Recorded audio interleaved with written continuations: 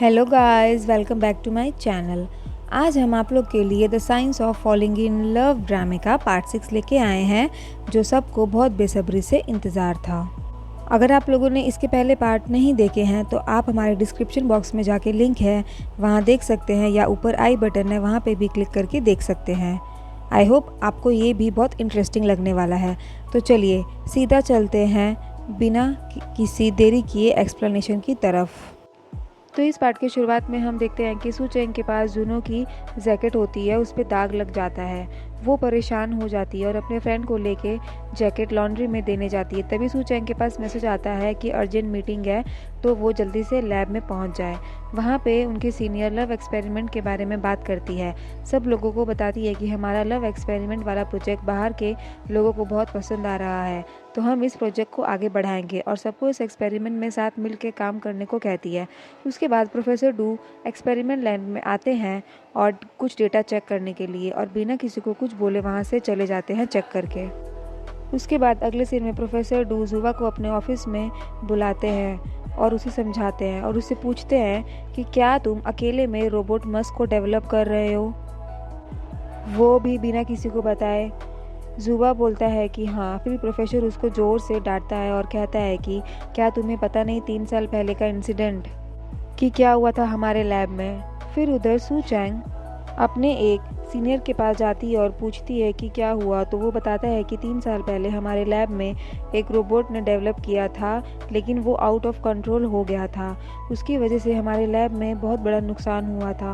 और फिर सू चैंग उससे आगे कुछ पूछने ही वाली होती है कि वो आउट ऑफ कंट्रोल कैसे हुआ, तो बगल में बैठा उसका फ्रेंड उसे इशारों में मना कर देता है। फिर वो नहीं बताता है। फिर उधर इसमें प्रोफेसर डू जुवा को बहुत समझाता है कि मैं तुम्हें अपने करियर से आगे बढ़ने से नहीं रोक रहा हूँ, लेकिन जो तुम कर रहे हो वो बिल्कुल भी सही नहीं है। पिछले हालात देखो और सही अपना दिमाग लगाओ और डिसाइड करो। अगर तुम सही और बेस्ट डिसीजन लेते हो लाइफ में, तो तुम्हें बेस्ट रिसर्चर बनने से कोई नहीं रोक पाएगा, और मुझे तुम पे बिलीव भी है। उसके बाद जुआ प्रोफेसर डुओ के सामने एक कार्ड निकाल के रख देता है और फिर ऑफिस से बाहर निकल जाता है। फिर वो बाहर आके सू चेंग के बारे में पूछता है, तो उसका फ्रेंड उसे बताने ही जाता है, लेकिन बगल में बैठी वो जेलस लड़की बोलती है कि तुम सू चेंग जैसी डम और लेज़ी लड़की को लैब में क्यों रखे हो। वो उसकी बातों पे उसको इनडायरेक्टली जवाब देता है और उसकी इंसल्ट कर देता है। उसके बाद वो जाके चुपचाप बैठती है। उसके बाद अगले सीन में हम देखते हैं कि जुआ की जैकेट ख़राब हो जाती है। फिर सू चेंग उसको न्यू जैकेट खरीद के देने का सोचती है। वो ऑनलाइन सेम जैकेट देखती है, लेकिन वहाँ पे बहुत कॉस्टली होता है। फिर हम देखते हैं कि रास्ते में सू चेंग की साइकिल की चेन निकल जाती है, और वहीं पे रास्ते में उसका फ्रेंड गू उससे मिल जाता है, जो उसके क्लास का मॉनिटर होता है। फिर उसके बाद लैब में आके उनके सीनियर एक अनाउंस करते हैं सबके सामने कि आज इवनिंग में सनसेट लव एक्सपेरिमेंट होने वाला है। तो सभी ये सुन के खुश हो जाते हैं, सब में जोश आ जाता है। उसके बाद सब लव एक्सपेरिमेंट करने अपने अपने ग्रुप्स डिवाइड करते हैं और सब चले जाते हैं। जब उसके जुआ और सू चेंग के एक्सपेरिमेंट करने की बारी आती है, तो सबसे पहले सू चेंग पूछती है कि तुम्हारे और प्रोफेसर डू के बीच में सब ठीक है। फिर जुआ बोलता है कि हाँ ठीक है। फिर वो लोग अपने लव एक्सपेरिमेंट शुरू करते हैं। सबसे पहले वाले टेस्ट में उन दोनों की हार्ट बीट दोनों की बहुत फास्ट आती है। फिर उसके बाद वो लोग दूसरी टेस्ट करते हैं, उसमें सिर्फ सू चेंग की हार्ट रेट बीट बहुत फास्ट आती है। फिर उसके बाद अगले एक्सपेरिमेंट करने के लिए वो लोग गले लगते हैं डेटा कलेक्ट करने के लिए। तो उस एक्सपेरिमेंट वो दोनों खो ही जाते हैं, जैसे कि कोई अलग दुनिया में ही चले जाते हैं। इतने में ही वहाँ पे सू चेंग का फ्रेंड क्लास का मॉनिटर वहाँ पे आ जाता है और सू चेंग को इशारों में बताता है कि शॉपिंग करने जाना है। फिर सू चेंग को याद आता है कि जुआ के लिए न्यू जैकेट लेने जाती है। फिर वो जुआ से परमिशन लेके चली जाती है। फिर अगले सीन में हम देखते हैं कि जुआ काफ़ी टाइम बाद अपने एक फ्रेंड से मिलने जाता है, जो उससे नाराज़ रहता है। फिर वहाँ पे वो लोग बातचीत करते हैं। फिर जब जुआ रिटर्न आता है, रास्ते में मॉल की तरफ देखता है कि सू चेंग और उसका फ्रेंड के ऊपर वो न्यू जैकेट ट्राई कर रही होती है। उसी टाइम जुआ उन लोगों को देख लेता है और उसको देख के ख़राब लगता है। वो थोड़ा जेलस फील करता है। फिर सू चेंग उसके लिए मेडिसिन भी लेती है क्योंकि उसको पहले ही लैब में पता चल जाता है कि युवा की थोड़ी बहुत तबीयत ख़राब है। फिर जब वो लोग मेडिसिन ले रहे होते हैं तो सू चेंग का फ्रेंड जो क्लास का मॉनिटर था वो सू चेंग से पूछता है कि क्या वो लैब में आ सकता है, उसे लैब में आने का इंटरेस्ट होता है। फिर सू चेंग और उसका फ्रेंड दोनों लैब में पहुंचते हैं। फिर वो अपने फ्रेंड को सबसे सीनियर से मिलवाती है और बोलती है कि ये हमारे साथ लैब ज्वाइन करना चाहता है, बहुत सारी नॉलेज गेन करना चाहता है, इसे बहुत इंटरेस्ट है। एक्चुअली वो उन लोगों के साथ रहना चाहता था और वो सबके लिए मिल्क टी लेके जाता है। फिर वो मिल्क टी लेके शीशी के लैब में जाता है। वहाँ पे वो शीशी से बात करता है। फिर वो जो भी उससे पूछता है शीशी उसका उल्टा ही जवाब देती है। शीशी उससे बहुत कॉन्फिडेंट होकर जवाब देती है लेकिन वो बदले में शर्माया हुआ ही रहता है। फिर शीशी उसकी बातों को इग्नोर करके वहाँ से चली जाती है। फिर नेक्स्ट सीन में हम देखते हैं कि सू चेंग और युवा बैठे रहते हैं। सू चेंग युवा को कभी कॉफ़ी पीने को कहती है तो कभी कुछ खाने को कहती है, लेकिन युवा इतना काम कर रहा होता है, इतना बिजी होता है कि वो हर चीज़ के लिए मना कर देता है। सू चेंग बेचारी वेट कर रही होती है। फिर वो युवा को जाके लाया हुआ जैकेट देती है। फिर युवा उसे सवाल करता है कि क्या सच में वो तुम्हारा फ्रेंड है। फिर सू चेंग उसे जवाब देती है कि हाँ, वो मेरी क्लास का मॉनिटर है और वो मेरा फ्रेंड है।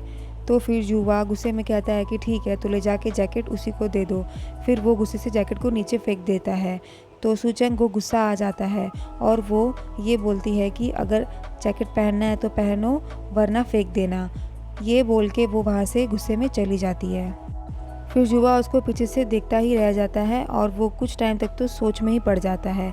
फिर जब वो जा रही होती है ऊपर टेरेस में तो उसे एक डिलीवरी बॉय मिलता है जो ज़ियाफ़ा के लिए बहुत सारा ऑर्डर लेके आता है।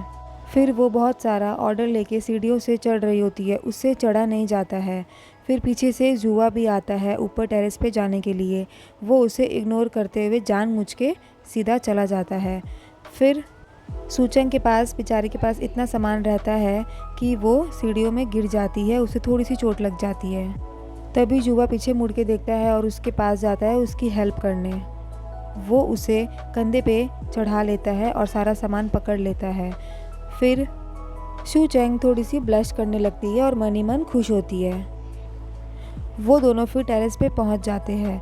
वहाँ पे सनसेट का बहुत अच्छा सीन होता है। वो लोग लव एक्सपेरिमेंट सनसेट के साथ करने के लिए रेडी रहते हैं। फिर वो लोग सब अपने अपने ग्रुप्स में सनसेट एक्सपेरिमेंट करते हैं और युवा और सू चेंग के एक्सपेरिमेंट सबसे बेस्ट दिखती है। उन लोग का एक बेस्ट सनसेट के साथ सीन दिखता है। फिर एक्सपेरिमेंट के बाद ज़ियाफ़ा और उसका फ्रेंड घर जा रहे होते हैं और वो लोग रास्ते में सू चेंग और युवा के बारे में बात कर रहे होते हैं। उसका फ्रेंड ज़ियाफ़ा से पूछता है कि तुमने सू चेंग और युवा को लैब में अकेले क्यों छोड़ा। ज़ियाफ़ा बोलता है कि क्या तुम्हें नहीं लगता युवा सू चेंग को लाइक करता है, लेकिन वो इस चीज़ को मानने से तैयार नहीं होता। तो ये सब के बारे में वो दोनों रास्ते में बात करते करते जाते हैं और हंसते हैं। फिर आगे बम्पर आता है तो वो लोग बम्पर का मज़ा लेते लेते आगे जाते हैं। उधर सू चेंग भी रास्ते में अकेली, उसके हाथों में दोनों तरफ सामान रहता है और पीछे से युवा आता है अपनी बाइक से। वो उसे देखता है, फिर टर्न घूम के आता है वापस उसके पास। फिर सू चेंग को बोलता है कि तुम्हारे हाथ में बहुत हेवी लोड है, चलो मैं तुम्हें घर छोड़ देता हूँ। लेकिन सू चेंग जानबूझ के नखरे दिखाती है, वो उसे मना कर देती है। युवा उसे 3-4 बार बोलता है हेल्प के लिए, लेकिन वो नहीं मानती है। वो सोचती है कि युवा उसे और मनाएगा और रिक्वेस्ट करेगा घर तक छोड़ने के लिए, लेकिन वो ऐसा नहीं करता है। वो वहाँ से फिर चला जाता है। फिर सू चेंग बेचारी का मुंह बना का बना ही रह जाता है। उसके सारे नखरे वेस्ट ही वेस्ट चले जाते हैं। उसके बाद सू चेंग जैसे तैसे घर आ जाती है अपनी फ्रेंड के पास। उसकी फ्रेंड उसको बैंडेज करती है, उसके पैर में चोट लगी हुई होती है। फिर वो लोग बातें कर रही होती है। सू चेंग पूछती है कि क्या युवा की क्या थिंकिंग है मेरे को लेके। वो तो ये सोच सोच के पागल ही हो जाती है। वो ज़्यादातर युवा की ही बातें करती रहती है। फिर उसकी फ्रेंड उसे जवाब देती है कि तू उसे सच में लाइक करने लगी है, उसे रियलाइज़ करवाती है। लेकिन वो फिर भी अपनी फ्रेंड की बातों का ज़्यादा ध्यान नहीं देती है। फिर अगले सीन में हमें दिखाता है कि युवा रात को में भी लैब में बैठ के एक्सपेरिमेंट के सारा डेटा चेक कर रहा होता है। वो काम कर ही रहा होता है, इतने में उसकी मॉम का उसके पास कॉल आता है। वो अपनी मॉम का फ़ोन अटेंड करता है।